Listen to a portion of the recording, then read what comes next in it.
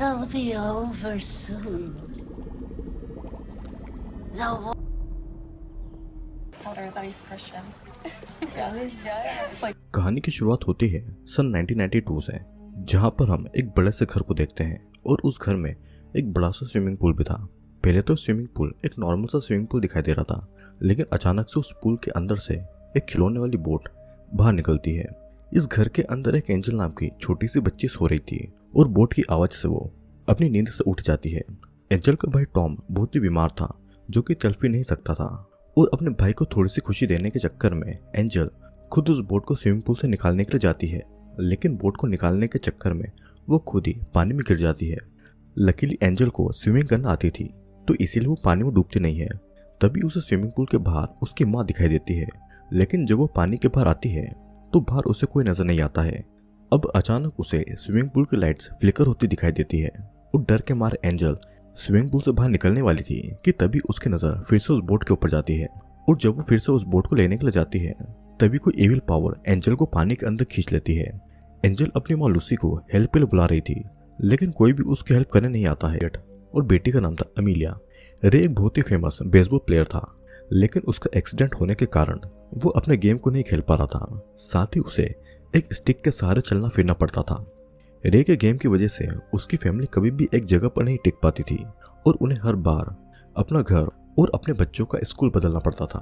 अब जब रे कोई गेम नहीं खेल रहा था तो उनकी फैमिली एक टाउन में एक घर खरीदने का सोचती है, और ये डिसाइड करते हैं कि अब वो अच्छे से रहेंगे। तो इसलिए के नाम की एक ब्रोकर उन्हें टाउन में कई सारे घर दिखाती है। पहला घर उन्हें पसंद नहीं आता है, लेकिन दूसरा घर रे को बाहर से ही देखते पसंद आ जाता है, और ये वही घर था जहाँ पर हमने एंजल की फैमिली को देखा था। कैसे उन्हें पता चलता है कि एंजल की फैमिली के बाद मतलब कि 1992 से इस घर में कोई और नहीं रहा है, और उसके बाद रे और ईव उसी स्विमिंग पूल को देखने के लिए जाते हैं। बच्चों की आवाज सुनकर ईव बच्चों के पास में चली जाती है, लेकिन रे पूल के पास ही खड़ा था। तभी उसे पूल में एक बेसबॉल नजर आती है, और उसे पानी से निकालने के चक्कर में रे पानी में ही गिर जाता है, और पानी में गिरते ही रे को अपने गेम के रिकॉर्ड और उसका कैरियर सब कुछ याद आने लगता है, जिसका मतलब था कि वो अपनी मौत के बहुत ही करीब है। लेकिन सही समय पर रे पानी से बाहर आता है, और तब तक बाकी के फैमिली मेंबर रे की हेल्प करने के लिए आ जाते हैं। यहाँ पर हम देखते हैं कि जिस बेसबॉल को रे ने पानी के अंदर देखा था उसे वो अपने साथ में ले जाता है। फिर इसके बाद ईव रे को डॉक्टर के पास में लेकर जाती है उसका चेकअप करवाने के लिए, जहाँ पर डॉक्टर उन्हें बताती है कि रे की हालत अभी इतनी अच्छी नहीं है कि वो अपना गेम वापस से खेल सके। रे को बहुत दिनों तक थेरेपी लेनी पड़ेगी, और उसे एक्सरसाइज और स्विमिंग करना होगी, और तब जाकर उसका पैर पहले जैसा हो पाएगा। इस बात से रे को बहुत ही बुरा लगता है, और तब वो अपनी पत्नी ईव को उसी स्विमिंग पूल वाले घर को खरीदने के लिए कहने लगता है, क्योंकि उसे हमेशा घर में एक पूल चाहिए था, और उसी पूल में रे थेरेपी के लिए स्विमिंग भी कर सकता है। ईव का उस घर को लेने का कोई मन नहीं था, लेकिन वो रे के लिए इस घर को ले लेती है। अब पूरी फैमिली उस घर में शिफ्ट हो जाते हैं, और घर में थोड़ी बहुत चेंजेस करने लगते हैं। ईव ने उसी टाउन में एक जॉब ले ली थी, और बच्चे भी नए स्कूल में एडजस्ट हो गए थे। साथ ही पूरी फैमिली पूल को साफ करने लगती है। तभी रे का हाथ सिंक होल को क्लीन करते टाइम बुरी तरीके से कट जाता है, लेकिन अजीब बात तो यह थी कि रे का ब्लड पूल में गिरते ही सिंक होल से कोई ब्लैक लिक्विड निकलने लगता है। तो इसीलिए अगले दिन वो कुछ लोगों को बुलाते हैं इस लिक्विड के बारे में पता लगाने के लिए। तब उन्हें पता चलता है कि उनके पूल में जहाँ से भी पानी आ रहा है वो पानी हेल्थ के लिए बहुत ही अच्छा है। ये पानी स्किन की बीमारी और बॉडी की बाकी बीमारी को ठीक करता है, और इस बात को जानकर रे और ईव बहुत ही ज्यादा खुश थे। फिर अगले दिन पानी का पीएच लेवल चेक कराने के बाद में पूरी फैमिली पूल में बहुत ही एंजॉय करती है। फिर उसी रात बच्चों के सो जाने के बाद में ईव फिर से पूल में स्विमिंग करने जाती है, और यहाँ पर उनकी कैट उस पूल से दूर रहती है, जैसे कि उसे पूल में किसी चीज से डर लग रहा हो। ईव इस बात को इग्नोर करके स्विमिंग करने लगती है, और एक बार के लिए जब ईव पानी के अंदर थी तो उसे पूल के बाहर रे दिखाई देता है, लेकिन जब वो पानी के ऊपर आती है तो वहां पर कोई नहीं था। फिर अचानक पूल की सभी लाइट फिर से फ्लिकर करने लगती है, जिससे डरकर ईव पूल से निकलकर घर के अंदर आ जाती है, और यहाँ पर वो देखती है कि रे तो कब से घर के अंदर ही था, मतलब कि बाहर रे नहीं बल्कि रे की कोई परछाई होगी। ये बात ईव को बहुत ही अजीब लगती है, पर वो इन बातों को इग्नोर कर देती है। पर हम देखते हैं कि सभी के सो जाने के बाद में उनकी कैट पूल के पास में जाकर किसी चीज को बड़े ध्यान से देख रही थी। तभी अचानक वही बोट पानी के पूल में फिर से अपीयर होती है। ये वही बोट थी जिस बोट के पीछे जाने के बाद से ही एंजल मिसिंग थी, और इसके अगले ही दिन वो कैट भी गायब हो जाती है। पूल में बस कैट का कॉलर ही दिखाई दे रहा था, और कैट शायद उस बोट को देखकर पूल में कूदी होगी। जिसके बाद में एंजल की ही तरह कैट भी गायब हो गई। कैट के गायब होने से एलियट बहुत ही दुखी था और कैट के अलावा उसका कोई भी दूसरा फ्रेंड नहीं था। अगले सीन में रे जब अपने हाथ का बैंडेज खोलता है तो देखता है कि उसके हाथ में कोई जख्म नहीं है, जैसे कि उसका हाथ कभी कटा ही ना हो। इधर कैट के गायब होने के बाद में वो फैमिली पूल में कवर लगा देती है ताकि कोई और एक्सीडेंट ना हो। लेकिन इसके बाद ईव को पूल के सपने आ रहे थे और ऊपर से रे अपना ज्यादातर टाइम उस पूल में ही स्पेंड करता था और रात को भी रे स्विमिंग करने के लिए निकल जाया करता था। इसी बीच ईव रे को डॉक्टर के पास चेकअप के लिए लेकर जाती है और यहाँ पर डॉक्टर इतने कम टाइम में रे की हेल्थ में इतनी अच्छी इंप्रूवमेंट देखकर शॉक्ड थी। अब यहाँ पर उनको समझ में आ गया था कि पूल के उस पानी की वजह से रे और उसकी हेल्थ ठीक हो रही थी, तो इसलिए सभी को उस पूल के लिए कोई नेगेटिव चीज माइंड में नहीं आती है। अब अगले दिन एलियट रे से परमिशन लेकर पूल में स्विमिंग करने के लिए जाता है और पूल में उतरने से पहले एलियट रे की दी हुई कॉइन को अपने टॉय में चिपका लेता है और उस टॉय को लेकर पूल के अंदर जाता है। तभी वो देखता है कि पूल के अंदर एक और कॉइन किसी ने फेंका है। एलियट को लगता है कि इस कॉइन को उसके पिता ने फेंका होगा, लेकिन पानी से बाहर आने पर उसे आसपास कोई नहीं दिखता है। एलियट फिर से पानी के अंदर जाता है और तब कोई एक एक करके कई सारे कॉइन को पानी के अंदर फेंक रहा था। एलियट बिना कुछ सोचे समझे उन कॉइन्स को कलेक्ट करने लगता है। तभी उसे पानी के अंदर से देखने पर बाहर एंजल खड़ी दिखाई देती है, लेकिन पानी के बाहर आने पर उसे कोई नहीं दिखाई देता है। फिर अचानक उसे पूल के एक साइड से फिर से एंजल की आवाज आती है जो उसे अपना नाम एंजल बताती है। साथ ही एंजल उसे यह भी बताती है कि वो अपनी माँ को ढूंढ रही है। एंजल एलियट को उसका टॉय पूल के साइड के होल में हाथ डालकर लेने को कहती है। जब एलियट ऐसा करता है तब बालों से भरा एक डरावना हाथ एलियट को पकड़ लेता है। फिर डर के मारे एलियट चिल्लाता है और पूल से बाहर निकलता है। एलियट इस इंसिडेंट और एंजल के बारे में ईव को बताता है, लेकिन ईव पूल में जब जाती है तो देखती है कि वो पूल बिल्कुल नॉर्मल है। फिर ईव जब इस बारे में रे को बताती है और उसके मुताबिक एलियट का कोई भी फ्रेंड नहीं है, तो इसलिए वो ये सारी स्टोरियां बना रहा है और एलियट के कुछ फ्रेंड बन पाए, इसलिए वो ईव को एक पूल पार्टी रखने को कहता है और इस पार्टी से वे लोग भी अपने नेबर्स के साथ में दोस्ती कर पाएंगे। रे की पार्टी वाली बात सुनकर ईव और एमिली बहुत ही ज्यादा खुश थे। फिर इसके बाद पूरी फैमिली एलियट को बेसबॉल क्लास के लिए लेकर जाते हैं, जहाँ पर एलियट पहली बार में ही बहुत अच्छा गेम खेलता है। रे के भी वहाँ पर बहुत सारे फैंस थे जिनके लिए रे भी एक बार गेम खेलने के लिए आता है। पहली 2 बार में तो रे एक भी बॉल को हिट नहीं करता है और एक बार वो गिर भी जाता है, लेकिन तीसरी बार में जब रे उस बॉल को हिट करने वाला था तब अचानक उनके पूल में कुछ अजीब सी एक्टिविटी होती है और रे को अपने पास्ट के गेम के कुछ मोमेंट्स याद आते हैं, जिसके बाद में रे इतने जोर से उस बॉल को हिट करता है कि वो बॉल ही फट जाती है और पास के लैंप पोस्ट में लग जाती है, जिससे कि लाइट बल्ब भी टूट जाता है। रे की इस गेम को देखकर उसके फैंस बहुत ही ज्यादा खुश थे, लेकिन उसकी फैमिली को ये चेंजेस बहुत ही ज्यादा अजीब लग रहे थे। फिर उसी रात को रे और ईव बाहर घूमने के लिए जाते हैं और घर में बस एलियट और एमिली थी। इसी मौके का फायदा उठाकर एमिली अपने स्कूल के क्रश जेसन को घर में बुला लेती है और एलियट को इस बारे में उनकी माँ ईव को कुछ बताने से मना करती है। उसके बाद एमिली जेसन के साथ में पूल में एंजॉय करने जाती है और वे दोनों पूल में ही हाइड एंड सीक वाला गेम खेलते हैं। जब एमिली ने अपनी आंखों पर पट्टी बांध रखी थी तब जेसन उसके साथ में एक प्रैंक करने वाला था और बिना बताए पूल से बाहर निकल जाता है। तब अचानक कोई इविल पावर एमिली के पास में आकर उसे बुलाने लगती है और उस चीज को जेसन समझकर वो उसे फॉलो करने लगती है। उस एविल एंटिटी को फॉलो करते करते एमिली कुछ ज्यादा ही गहरे पानी में चली जाती है, लेकिन रियलिटी में वो पूल इतना ज्यादा गहरा नहीं था। फिर अचानक एक एविल स्पिरिट एमिली के पैर को पकड़ लेती है और किसी तरह एमिली उस चीज से पीछा छुड़ाकर ऊपर आने लगती है और तब एमिली देखती है कि वो अपने पूल से बहुत गहरे पानी में आ चुकी है। वो बस पूल की लाइट को फॉलो करती है और किसी तरह वो पूल से बाहर निकलती है। फिर बाहर आने के बाद में वो इस बारे में जेसन को बताती है, लेकिन जेसन के मुताबिक एमिली के पैर में केबल फंस गई होगी। तभी जेसन एमिली को किस कर देता है और वो इस सारे इंसिडेंट को इग्नोर कर देती है। अब उनके पेरेंट्स भी आ चुके थे तो जेसन वहां से चला आता है। फिर अगले दिन उनके घर में एक पूल पार्टी थी। एलियट भी अब समझ चुका था कि एमिली ने भी किसी चीज को पूल में देखा था, तो इसलिए वो इस बारे में एमिली से बात करता है, लेकिन एमिली एलियट को इस चीज को बड़ा इशू बनाने से मना करती है, क्योंकि इस घर में आने के बाद में उनकी लाइफ बहुत ही स्टेबल हो चुकी थी और उनके डैड की हेल्थ भी ठीक हो रही थी और उनकी माँ भी यहाँ पर आने के बाद बहुत ही खुश थी। तो अब अगर एलियट ने पूल के हॉन्टेड होने के बारे में कोई बात कही तो उनकी पूरी फैमिली फिर से टेंशन में आ जाएगी और उनको फिर से इस घर से शिफ्ट होना पड़ेगा। इस बात को एलियट भी समझ जाता है और पूल के हॉन्टेड होने के बारे में वो अपनी माँ को कुछ नहीं बताता है, लेकिन वो पूल की हर एक्टिविटी को रिकॉर्ड करने लगता है। फिर अब हम देखते हैं कि उनकी पूल पार्टी में एमिली के सभी दोस्त जेसन, रे, उनके नेबर एलियट के कोच एडी और एडी की वाइफ मोना और उनका बेटा जॉन आए हुए थे। सभी बहुत ही खुश थे और एंजॉय कर रहे थे। फिर इधर ईव के से घर के पहले ओनर के बारे में पूछती है।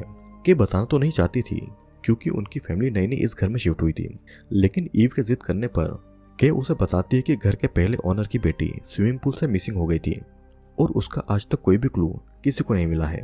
तब ईव के से पूछती है कि क्या उस लड़की का नाम एंजल था, और ये सुनकर के भी शॉक्ड हो चुकी थी क्योंकि उसने तो उसका नाम कभी भी ईव को नहीं बताया था। और अब ईव को एलियट की हर बात पर यकीन हो जाता है। यहाँ पर पूल में जॉन एक बेसबॉल पर रे का ऑटोग्राफ लेता है और उसके बाद में रे जॉन को पूल में गेम खेलने के लिए लेकर जाता है। जब रे पानी के अंदर था तो कोई ब्लैक कलर की इविल एंटिटी रे के अंदर घुस जाती है और रे पोजीशन में आकर जॉन को पानी में डुबाकर मारने की कोशिश कर रहा था। एलियट इस चीज को अपने कैमरा में रिकॉर्ड करता है और ईव को जाकर इस बारे में बताता है और सही समय पर सभी लोग जॉन और के को पानी से बाहर निकालते हैं। लकीली दोनों बिल्कुल ठीक थे और कुछ समय के बाद वहां पर पुलिस आ जाती है, लेकिन इस इंसिडेंट को लेकर एडी पुलिस में कोई कंप्लेन नहीं करता है, पर उनकी फैमिली का रिलेशन उनके साथ में खराब हो चुका था और साथ ही एडी ने एलियट को बेसबॉल क्लास से भी निकाल दिया था। अब इस इंसिडेंट के बाद में ईव इस घर को छोड़ना चाहती थी, लेकिन रे बार बार उस पुल की अच्छी बातें किए जा रहा था और वो बहुत ही अजीब बिहेव कर रहा था। पर ईव की जिद के सामने रे को हारना पड़ता है और ईव अपने 2 बच्चों और रे को लेकर उस घर से जाने लगती है। लेकिन उस घर से कुछ दूर जाने के बाद ही रे की हेल्थ फिर से खराब होने लगती है और उसकी नर्व्स भी ब्लैक होने लगी थी। तो इसलिए मजबूरी में आकर सभी लोग फिर से उस घर में वापस आ जाते हैं और घर में आने के बाद में रे पहले की तरह बिल्कुल नॉर्मल हो जाता है। रे अभी भी उसी पूल में जाने की और स्विमिंग करने की बातें कर रहा था और रे के ऐसे चेंजेस से अब ईव भी डर चुकी थी क्योंकि रे ऐसा बिल्कुल भी नहीं था। तो इसीलिए वो उस पूल का राज पता लगाने लगती है और पूल से पानी भी निकाल देती है। फिर वो इंटरनेट पर सर्च करती है तो उसे पता चलता है कि उस घर में जितनी भी फैमिली पहले रही थी उन फैमिली का कोई ना कोई मेंबर उस पूल से गायब हुआ था। तो इसलिए सबसे पहले ईव एंजल की मां लूसी से मिलने जाती है। लूसी अब बहुत ही बीमार थी और एक ऑक्सीजन सिलेंडर हर समय उसके साथ में रहता था।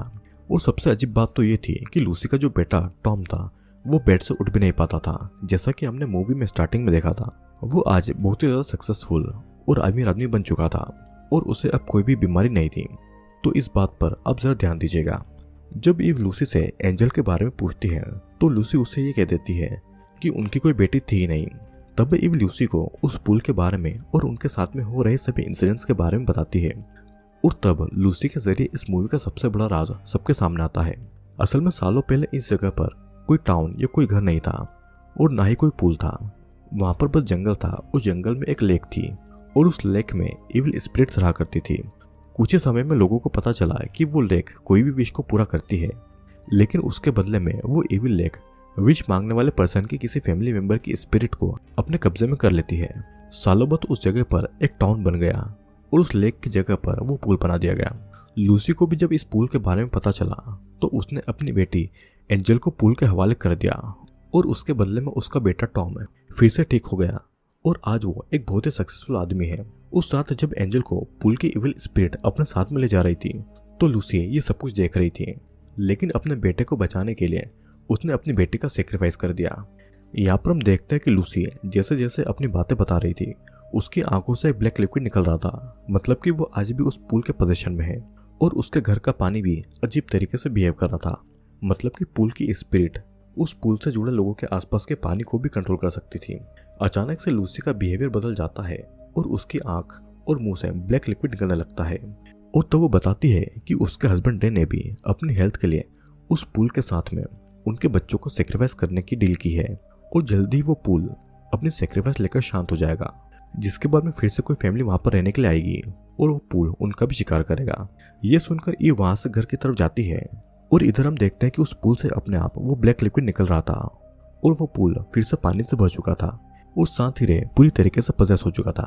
ईव के बच्चे भी अपने घर पर आ चुके थे, लेकिन उन्हें पुल के बारे में कुछ नहीं पता था। तभी एलियट घर के पानी को अजीब तरीके से मूव होते हुए देखता है और उसे पुल की तरफ से उनकी कैट की आवाज भी आ रही थी।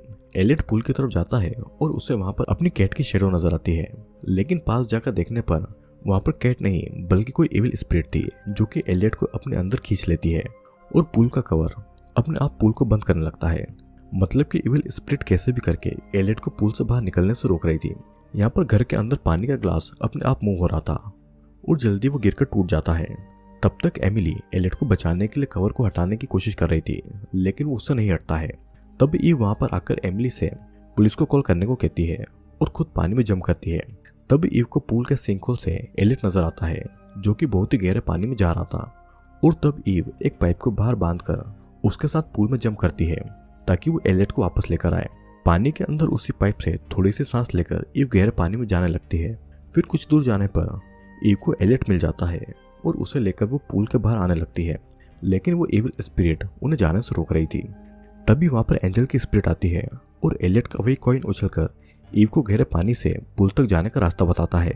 एंजल की हेल्प से ईव एलियट को लेकर पूल से बाहर आ चुकी थी, लेकिन घर के अंदर एमिली उसी ग्लास के ऊपर गिरकर जख्मी हो गई थी और वो अपने पिता रे को बुला रही थी, जो कि अब पूरी तरीके से पजेस्ट हो चुका था। रे अब अपनी बेटी एमिली को मारने के लिए उसके पीछे पड़ चुका था।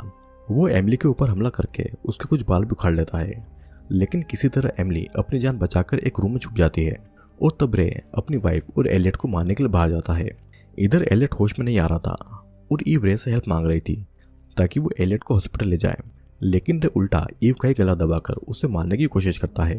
तभी वहां पर एमिली आकर बेसबॉल बैट से रे के ऊपर हमला करती है और तब रे के मुंह से वो ब्लैक लिक्विड बाहर निकलता है। उसके बाद में रे पोजीशन से बाहर आता है और रियलाइज करता है कि वो अपनी फैमिली को मुसीबत में डाल रहा है। एलियट होश में तो आ गया था, लेकिन उस पूल की इविल स्पिरिट उसे तकलीफ दे रही थी। तब रे अपनी फैमिली को बचाने के लिए खुद को पूल में सेक्रीफाइस कर देता है और तब जाकर वो पूल शांत होता है। जल्दी रे का भी इस दुनिया से नामो निशान मिट चुका था। रे के सेक्रीफाइस करने के बाद में सब कुछ नॉर्मल हो जाता है और एलियट भी फिर से ठीक हो जाता है। पर अब हम देखते हैं कि ईव और उसकी फैमिली उस घर को नहीं छोड़ती है, नहीं तो कोई और नई फैमिली वहां पर आएगी और उस इविल स्पिरिट को फिर से कोई सेक्रीफाइस चाहिए होगा। तो इसलिए ईव, एमिली और एलियट उसी घर में रहते हैं और वो उस पूल को भी मिट्टी से भर देते हैं। वे सभी तो उस इविल स्पिरिट से बचकर आ गए, लेकिन उन्होंने रे को खो दिया, जिसे वो आज भी मिस करते हैं। और यहीं पर ये मूवी एंड हो जाती है। दोस्तों, इस मूवी में हमने ये देखा कि टाउन में सालों पहले एक जंगल हुआ करता था और उस जंगल में एक ऐसी लेक थी जिसमें इविल स्पिरिट रहा करती थी। वो लोगों की विशेष को पूरी करती थी, लेकिन विश के बदले में वो विश मांगने वाले पर्सन को पजेस करती थी और बदले में उस इविल लेक को एक सेक्रीफाइस भी चाहिए था। एंजल की मां लूसी ने अपने बीमार बेटे को बचाने के लिए एंजल का सेक्रीफाइस कर दिया। ठीक ऐसा ही सेक्रीफाइस किया था रे ने, पर एंड में उसे रियलाइज हुआ कि वो जो भी कर रहा है गलत कर रहा है। एंजल की स्पिरिट ने भी एलियट को बचाने में मदद की, साथ ही रे के सेक्रीफाइस करने की वजह से उसकी फैमिली बच पाई और उसकी फैमिली ने डिसाइड किया कि वो अब कभी भी इस पूल में किसी का भी सेक्रीफाइस नहीं होने देंगे। तो दोस्तों, मैं उम्मीद करता हूँ कि आपको ये वीडियो पसंद आया होगा। जो मूवी मैंने एक्सप्लेन की है उस मूवी का नाम है नाइट स्विम। ये मूवी 2024 में रिलीज हुई थी और अगर आपको इस मूवी को देखना है तो मैं अपने टेलीग्राम चैनल पर इस मूवी को डाल दूंगा, तो आप वहाँ पर जाकर इस मूवी को देख सकते हैं। तो अब मिलते हैं अगली वीडियो में।